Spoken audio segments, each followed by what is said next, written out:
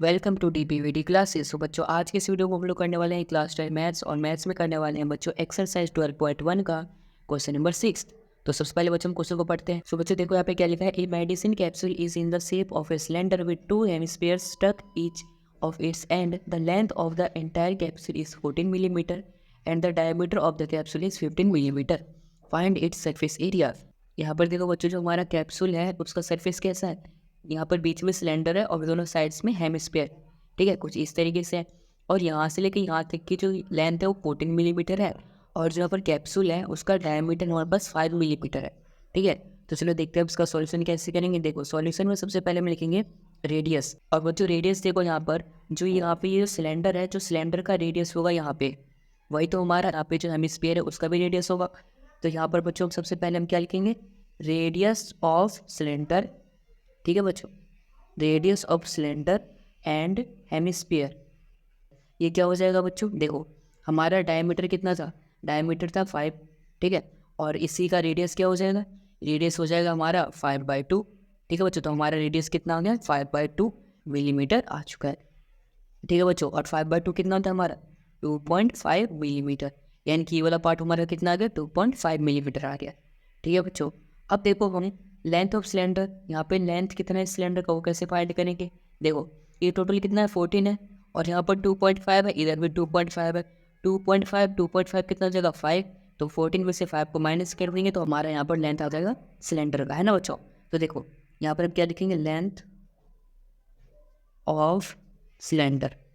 Length of cylinder बच्चों कैसे निकालेंगे, टोटल कितना है हमारा 14, सो 14 इसमें से माइनस कर देंगे अब 2.5 इधर वाला और इधर वाला भी 2.5, दोनों को हमने माइनस कर दिया तो हमारा कितना आ गया 9 मिलीमीटर आ गया, ठीक है बच्चों।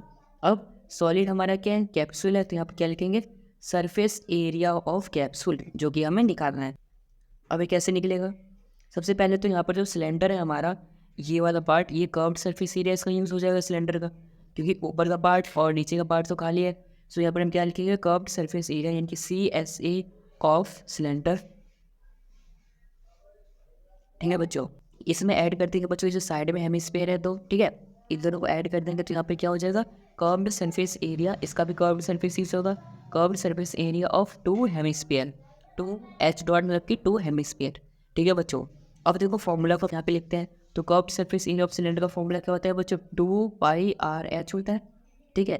फिर प्लस में 2 इंटू में कर्व्ड सरफेस एरिया, यहाँ पर देखो 2 हेमिस्फीयर इसलिए 2 इंटू में curved surface area of hemisphere, hemisphere का कर्व्ड सरफेस एरिया क्या होता है 2πr², ये होता है, ठीक है बच्चों। अब इसके बाद देखो बच्चों यहाँ पे 2πRH प्लस में 2 इंटू 2πr² है, तो 2 से क्या हो जाएगा बच्चों 4, सो 4πr² आ गया। अब यहाँ से बच्चों देखो हम कॉमन क्या ले सकते हैं, मुझे बताओ।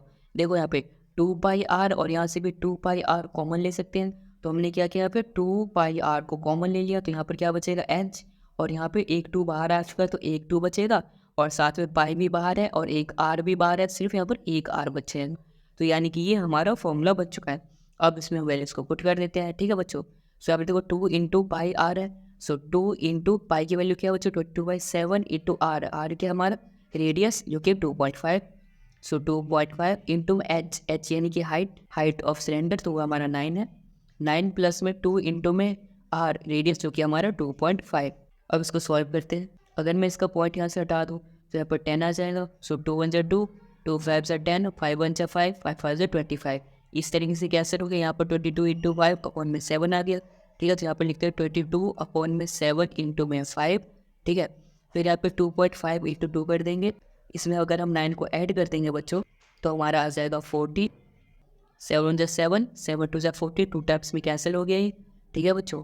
तो अब इसके बाद देखो बच्चों यहाँ पे 22 इंटू 2 क्या हो जाएगा 44, सो 44 और 44 इंटू में 5, और बच्चों 44 इंटू में 5 कर देंगे तो हमारा आंसर कितना आ जाएगा, हमारा आ जाएगा 220 मिलीमीटर स्क्वायर, ठीक है बच्चों। यानी कि ये जो हमारा कैप्सूल था इसका सरफेस एरिया कितना आ गया हमारा 220 मिलीमीटर स्क्वायर आ चुका है, ठीक है बच्चों। आई होप बच्चों आपको ये पूरा 12.1 का क्वेश्चन नंबर 6 आया होगा पूरा अच्छे से समझ में कि किस तरीके से किया है हमने इसका सॉल्यूशन। अगर आया है समझ में तो इस वीडियो को लाइक कर देना, चैनल को सब्सक्राइब कर देना और इस वीडियो को अपने दोस्तों के साथ भी जरूर शेयर कर देना। And thanks for watching this video.